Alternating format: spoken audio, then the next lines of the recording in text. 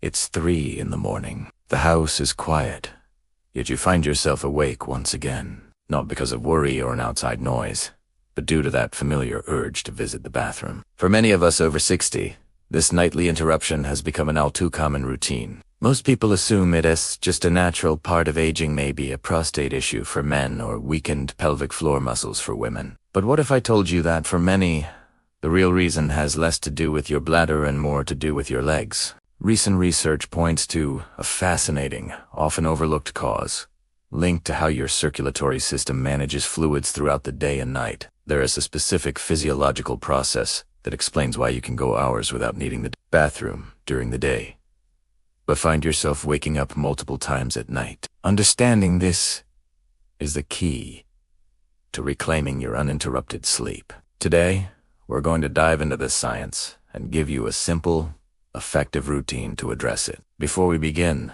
I'd love to connect with you. Please take a moment to leave a comment with your age and the country you're watching from. It's incredibly encouraging to see a global community of seniors actively taking charge of their health, and I make it a point to read and respond to every single comment. If this is your first time here, consider subscribing as we explore the science of healthy aging together. Alright, let's tackle the root cause of nocturia, the medical term for waking at night to urinate. As we get older, 2 key things happen. First, our body produces less of a hormone called VASP. This hormone's job is to tell our kidneys to slow down urine production while we sleep. We eat less of it, the kidneys stay more active. Second, and this is crucial, the valves in the veins of our legs become less effective. Think about it. During the day, you're mostly sitting or standing. Gravity is constantly pulling fluid down into your lower legs. This is why you might notice some swelling or even sock marks on your ankles by the evening. The medical term for this is peripheral edema. Now, here's the game-changing part. When you finally lie down to sleep, gravity is no longer holding that fluid in your legs. All that accumulated liquid flows back into your bloodstream. Your heart pumps this extra fluid to your kidneys, which then do their job and turn it into urine. So, you see, your nighttime awakenings aren't happening because your bladder is suddenly too small. It's your body trying to get rid of the fluid that collected in your legs all day long. Test solution then is to help your body manage this fluid asterisk. Before asterisk you go to sleep, not during. We're going to do this with a simple 5-part routine. Let us start with an exercise that targets what some anatomists call our second heart, the calf muscles. When your calves contract, they act like a pump, pushing blood and lymphatic fluid back up toward your torso against gravity. This is our first exercise. Ankle pumps. You can do this lying in bed or sitting with your legs out in front of you. First, point your toes away from you, as if you're pressing a gas pedal. This is called plantar flexion. Then, pull your toes back toward your shins as far as you comfortably can. This is dorsiflexion.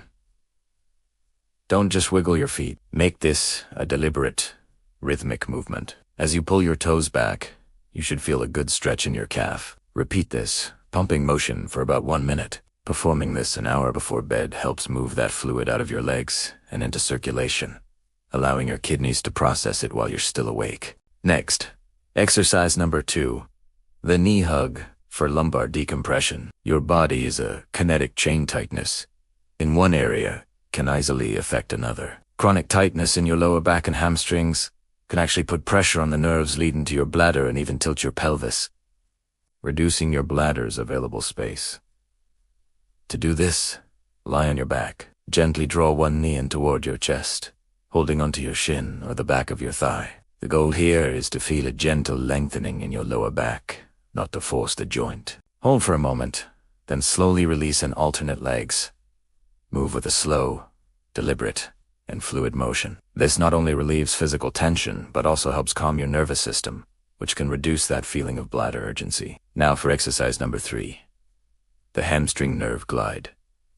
Many of us develop shortened hamstrings from years of prolonged sitting. This exercise helps to gently lengthen them. Lying on your back, lift one leg with the knee, slightly bent. Gently extend your heel toward the ceiling until you feel a mild stretch or resistance.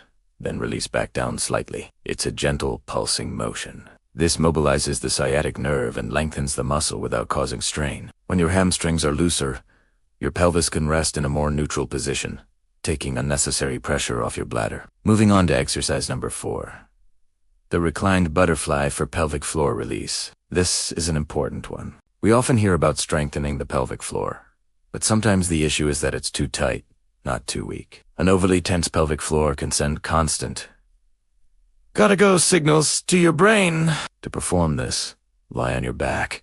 Bring the soles of your feet together and let your knees fall open to the sides. You can place pillows under your knees for support. The goal isn't to force a deep stretch, but to allow for a passive release. This gentle position stretches the inner thighs and helps the pelvic floor muscles relax. It signals to your nervous system that it's safe to rest, which helps decrease that nighttime bladder urgency. Finally, exercise number 5, leg elevation with diaphragmatic breathing.